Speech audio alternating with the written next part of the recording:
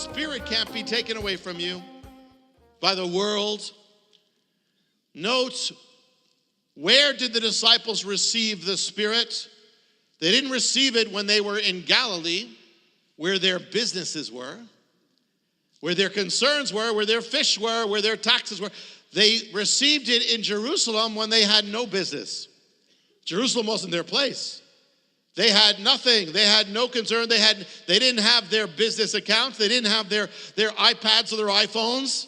They didn't have it. They had nothing there. They were just waiting on the Lord. And so that sometimes having nothing is a very good thing, because it has nothing to impede you from receiving all that God has. When you have the greatest treasure from God, you don't end up living possessively because you're not desperate anymore. You're rich now. Live by the wind. It says here, I can do all things through Messiah who strengthens me. The wind. If you look at the wind, well, you can't see it. There's no limit. You cannot measure the wind. I mean, in physical dimensions. You can't see where it comes from. Messiah said to Nicodemus when he said, you must be born again. And he said, how? He said, well, it's like you're born of the Spirit. You can't see where the wind is going, where it's coming. You can't see the wind. But it is so with those who are born of the Spirit. It's the wind. All of us. If you've been changed, your life has totally been changed by something that no one else could see. I mean, they couldn't see it. It just came into your life. And now how real it is, your life is totally changed, but by something that nobody could see.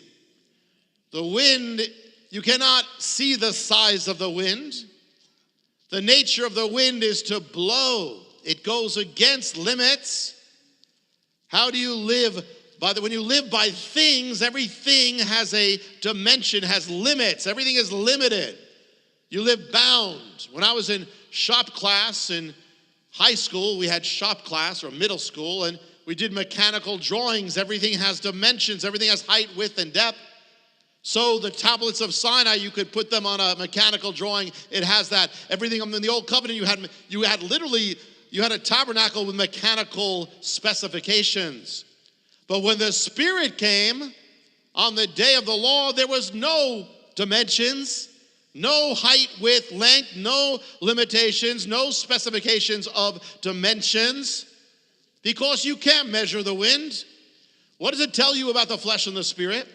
The flesh has dimensions and limits. When you live by the flesh, you get limited.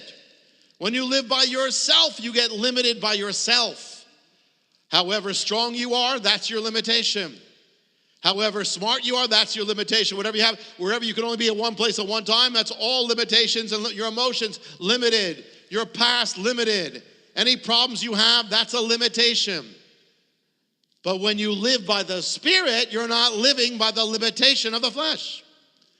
The Spirit is infinite. It's the Spirit of God. Its nature is like the wind. There's no ending to it. His love is what? Everlasting. His joy is beyond understanding. His peace passes understanding. If you live by yourself, you're limiting yourself by yourself. But if you live by the Spirit, you live in the unlimitations of God, because it's God's Spirit. So if you live by the Spirit, you can say, I can do all things through Messiah who strengthens me. It's to live by the wind. In other words, you're not limited by your mind anymore. You're not limited by your thoughts. It says that Paul says the pagans, they were darkened by their thoughts. They were unlimited.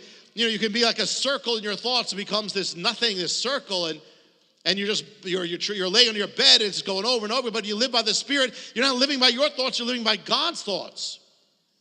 You may not even know why you're led to do something, but hey, it's a Spirit. You couldn't understand it, but God did.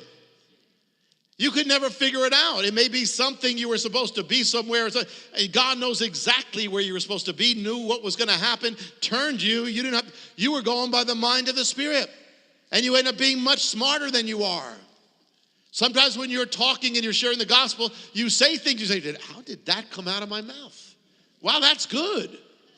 But I couldn't come up with that. I like that. I'm ministering to me. It's the Spirit ministering to you.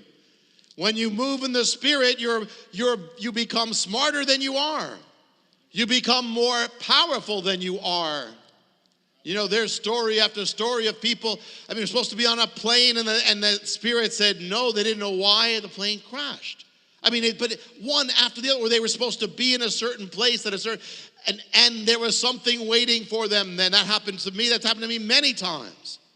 I remember I was at a wedding, doing a wedding here, and I was just led. It was the reception led to just get out of the wedding reception and just go for a walk.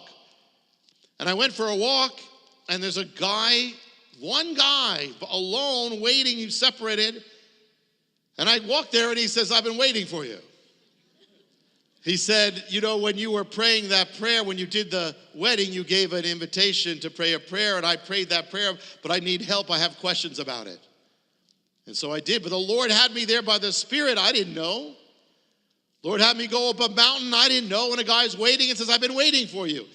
We don't know, but when you're open to the Spirit, you're living much smarter than you are, much stronger than you are, much more solid than you are. It's to live unlimited. Live beyond. Your flesh may be weak, but the Spirit is strong. To live, it's the power to live beyond even your fears, to live beyond the messed up, the emotions and whatever the problems are, to live beyond that stuff. To live beyond, just to go beyond it. It's like there's a famous story in the ancient world, the Gordian knot, said anybody who can untie this knot will have the power. And it said that Alexander the Great came to that, took his sword, just cut through the knot. Well, that's sort of what the Spirit does. You can be all knotted up in your emotions and all the issues and the things and the messed upness. God, the Spirit just cuts through that. You don't have to live by that. Forget, why do I have to struggle with that? Put that aside. I'm living by the Spirit. You move in Him. You move in all things. It's the power to break. The Spirit is the power of breakthrough because it goes beyond limitations. In John 20, it says,